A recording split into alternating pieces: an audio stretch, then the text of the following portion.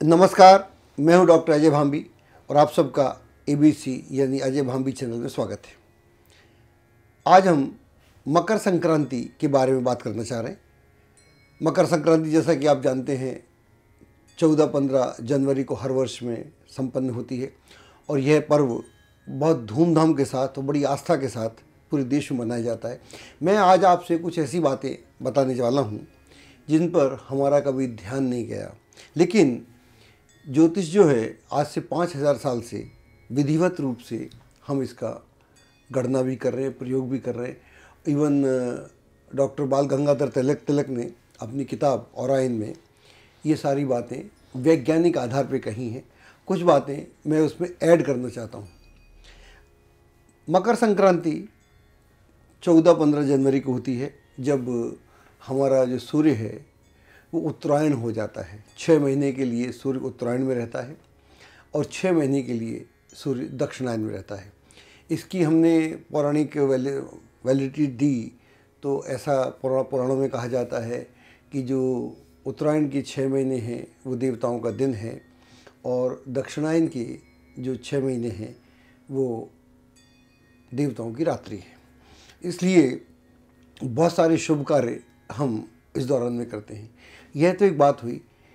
इसको थोड़ा वैज्ञानिक आधार पर समझते हैं कि आज से 5000 साल पहले, आज हमारे पास गणना है, विज्ञान हमको बहुत सारी जानकारियाँ देता है, तब हमारे ऋषियों के पास ऐसी क्या बात थी, क्या चीज़ थी जो उन्होंने इतनी सटीक गणना की, जिसको आज विज्ञान चमत्कृत है मानता है।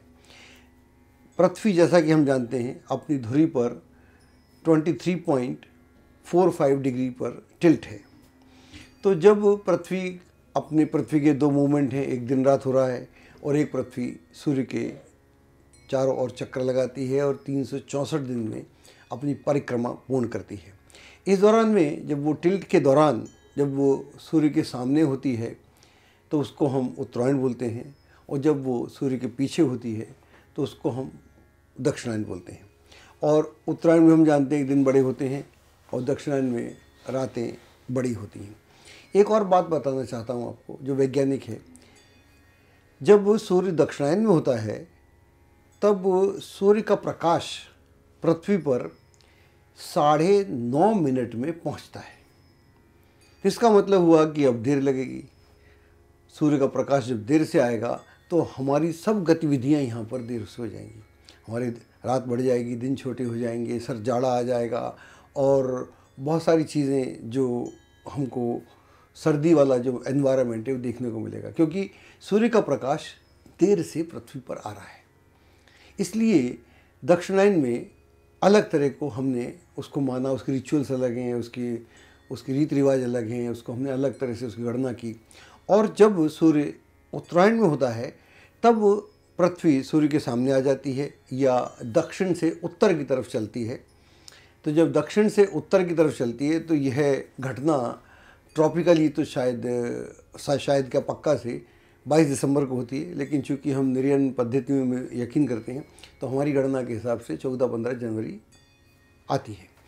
तो 14-15 जनवरी को जो मकर संक्रांति होती है तो सूर्य मकर राशि में प्रवेश कर जाता है और यहाँ से उत्तरायण की यात्रा सूर्य की शुरू होती है। अब जो सूर्य का प्रकाश है अगले आने वाले 6 महीने में 8 मिनट में पृथ्वी पे पहुंचने लगेगा। जब ये 8 मिनट में पूरा आने लगेगा तब सर्दी गर्मी हमारी पीक पे चली जाएगी। तो वो हमारे ग्रीष्म ऋतु है जिसकी हम बात करते हैं। तो यह एक गणना थी। इस गणना को आम आदमी तक कैसे पहुंचाया जाए, वेदों ने तो मालूम था, ऋषियों को तो मालूम था।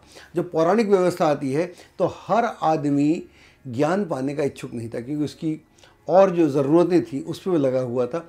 तो उन्होंने बोला कि ये देवताओं का दिन है और ये देवताओं की रात है।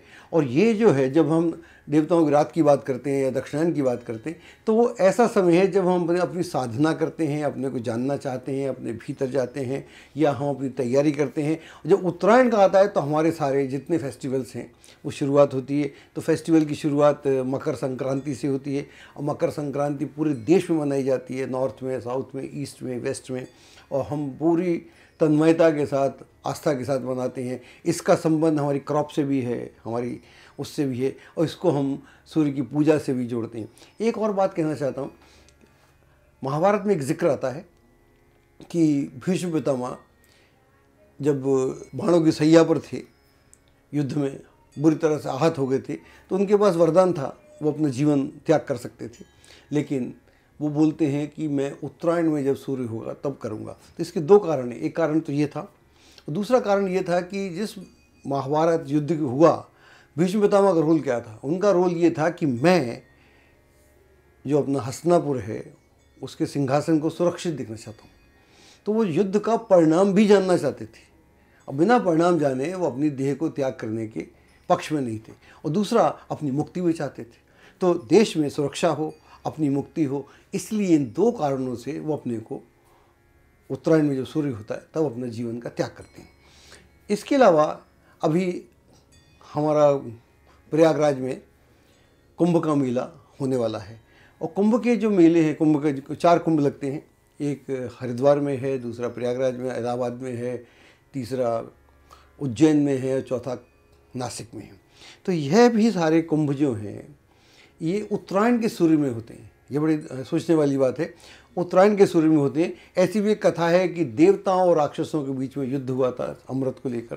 पहले तो अमृत कुंड गिरा था मनसा देवी के पास, हरिद्वार के पास, तो वहाँ से फिर राक्षस लोग लेके भागे।